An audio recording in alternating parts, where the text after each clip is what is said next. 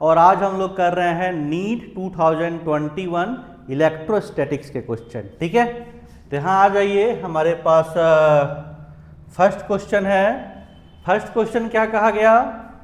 First question कहा गया two charge spherical conductors of radius r1 and r2 are connected by a wire, then the ratio of surface charge density. ठीक है, अब यहाँ पे आपको दो चीज पता होना चाहिए कि सरफेस चार्ज डेंसिटी क्या होता है, टोटल चार्ज अपॉन एरिया, और स्फेयर का एरिया क्या होगा 4 पाई आर स्क्वायर। ये चीज आपको पहले समझ में आना चाहिए कि जो सिग्मा होगा चार्ज अपॉन एरिया होगा।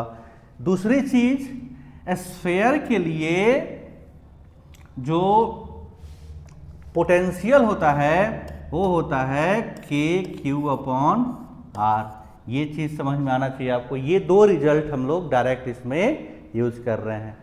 तीसरी चीज कि जब आप दो कंडक्टर्स को कनेक्ट करेंगे, मान लीजिए कि ये R1 है और ये R2 है, इस पे चार्ज अगर मान लीजिए Q1 है और इस पे चार्ज Q2 है, तो चार्ज का डिस्ट्रीब्यूशन तब तक होता रहता है जब तक इन दोनों का पोटेंशियल सेम ना हो जाए।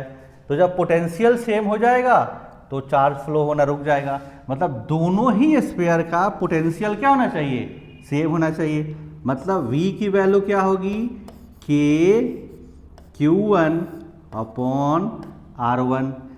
फिर से क्या होगी V की वैल्यू, के Q2 अपॉन R2। तो यहाँ से आप क्या लिख सकते हैं कि के Q1 upon R1 equal to के Q2 अपॉन R2। के से के कट गया, यहाँ से Q1 अपॉन Q2 ये इधर आ गया और ये आ गया R1 अपॉन R2।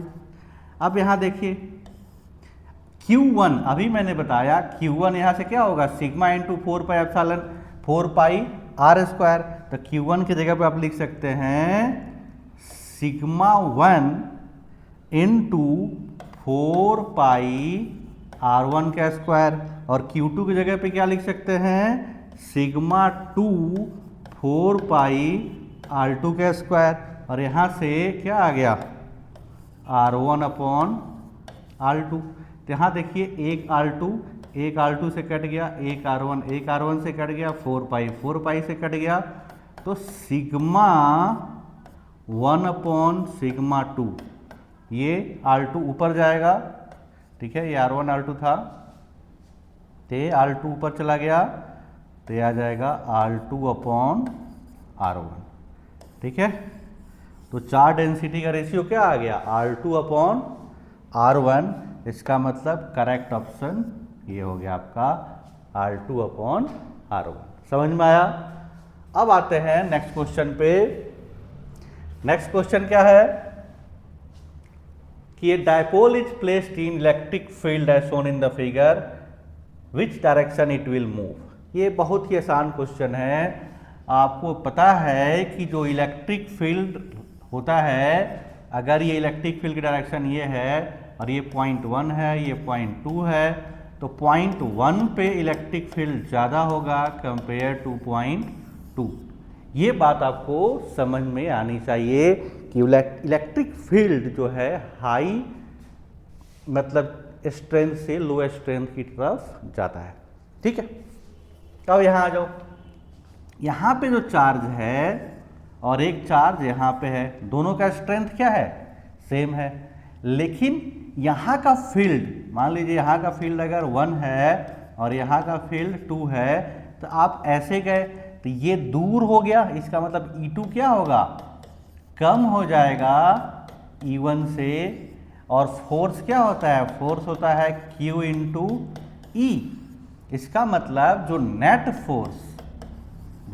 फोर्स होगा इस पे, यहाँ का फील्ड ज़्यादा है तो ये फोर्स ज़्यादा होगा और ये फोर्स कम होगा। ये चीज़ समझ में आ गया। दूसरी चीज़, प्लस पे QE इधर लगेगा, क्योंकि जो फील्ड का डायरेक्शन होता है और जो फोर्स का डायरेक्शन होता है वो सेम होता है, लेकिन इस वाले पे जो फोर्स लगेगा वो अपोजिट डायरेक्शन लगेगा, क्योंकि इसके ऊपर मतलब यहाँ पे अगर फोर्स देखेंगे तो इस डायरेक्शन में होगा और यहाँ देखेंगे तो फोर्स इस डायरेक्शन में होगा, ठीक है। और क्योंकि ये वाला फोर्स ज़्यादा है इसलिए नेट फोर्स क्या हो गया, इस साइड में हो गया, राइट साइड में नेट फोर्स ज़्यादा हो गया, इसका मतलब चार्ज क्या होगा, राइट साइड में मूव करेगा, ठीक है। कहाँ आ गया, फील्ड विल मूव राइट। अब राइट में देखिए जैसे जैसे आप जाएंगे इलेक्ट्रिक फील्ड कम होता जाएगा, ठीक है ना, और इसलिए पोटेंशियल एनर्जी जो है आपका, पोटेंशियल एनर्जी भी डिक्रीज होता चला जाता है। तो आपका ऑप्शन क्या हो जाएगा, ऑप्शन सेकेंड, ठीक है। अब आ जाइए नेक्स्ट क्वेश्चन पे। नेक्स्ट क्वेश्चन क्या है, ये आ गया थर्ड क्वेश्चन। ये भी डायरेक्ट आपका रिजल्ट है, ये आपको पता होना चाहिए। कहा गया है polar molecules are the molecules. Polar molecules कौन से होते हैं, जिसपे net permanent magnetic moment, electric dipole moment होता है, ठीक है। तो यहाँ देख लीजिए, हैविंग जीरो मोमेंट, ये भी गलत हो गया। Acquired dipole moment in presence of, ये भी गलत हो गया। Acquired dipole moment only when magnetic field, नहीं, है परमानेंट इलेक्ट्रिक डायपोल मोमेंट, ठीक है। तो जो पोलर मॉलिक्यूल होते हैं, जैसे NaCl हो गया, इसके ऊपर Na प्लस और Cl माइनस एक डायपोल मोमेंट इस पे रहेगा, ठीक है। ऐसे डिफिनीशन है कि जो पोलर मॉलिक्यूल होते हैं उनके जो एटम्स हैं कोइंसाइड नहीं करते, लेकिन जो नॉन पोलर होते हैं उनके कोइंसाइड करके अपना जीरो हो जाते हैं। वो अपना केमिस्ट्री में पढ़िएगा। यहाँ पे हमें बस इतना जानना है कि अगर